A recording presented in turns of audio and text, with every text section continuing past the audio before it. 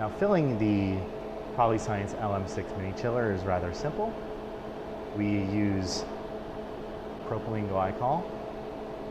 We pour that in here gently with a funnel, and then we top it off with water. It can be distilled water, that's preferred. If your water has a lot of calcium or minerals, that's something that we don't want to do. We don't want that in the mix. So we fill the reservoir all the way up with water. We let the system settle. It starts to circulate through the condenser coil here. It's a good time to monitor any of your connections for leaks on your glassware and on the rear of the chiller. You'll see air bubbles as the unit starts to settle and air is removed from the system. Once it is nice and clear, place your cap back on.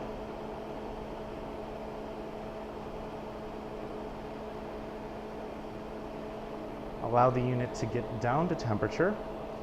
It's at about 9.5 C right now, but we have it set for -4. -4, -5, that's about the optimal distillation temperature as far as the condensation will go inside the condenser coil here in this whole distillation process. Still at 9.1, but the glycol will allow this to move a lot faster than just water. We wouldn't even be able to hit the negative temperatures if we did not have the glycol mix. Propylene glycol is a food-safe antifreeze. It's found very commonly in cosmetics. It's also found in things like windshield washer fluid, plane de-icer. It's safe for the environment, non-toxic, food safe, doesn't come in contact with anything in here, but should you ingest it, it's not poisonous, it's not toxic. So it circulates throughout here, chills this whole process down. Once we have reached our temperature in here, we could heat our bath. We can start rotation. We have this rotating at about 260 RPMs. Turn on our vacuum pump. Draw a vacuum on the entire system here. We have our manually controlled stopcock, and there's two holes. There's one hole on the outside of this glassware and one hole on the inside of the stopcock there. If you had the inlet pipe connected, that would feed all the way down throughout this entire system, and using this would be a little bit more cumbersome. That's why a lot of chefs prefer to just leave it off.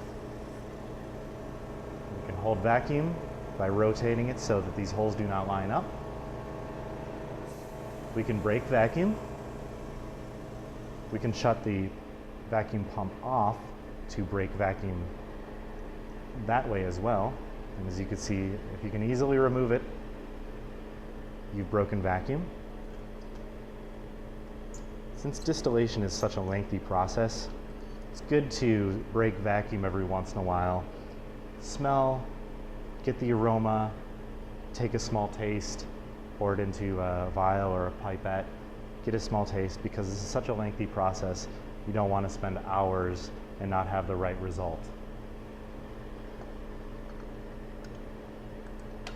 Clamp it back on, tighten it up, turn on the vacuum pump, make sure this is closed, and you're back in business. Distillation, generally for about 1 liter at a 40 C, give or take, will take 2 to 3 hours to get a proper concentration on this side or distillation on this side. You can certainly run it a lot lower.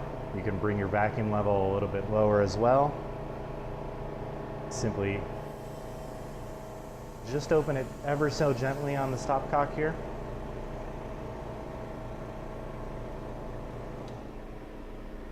But if you lower your temperature, lower your vacuum pressure, you can slow this process down.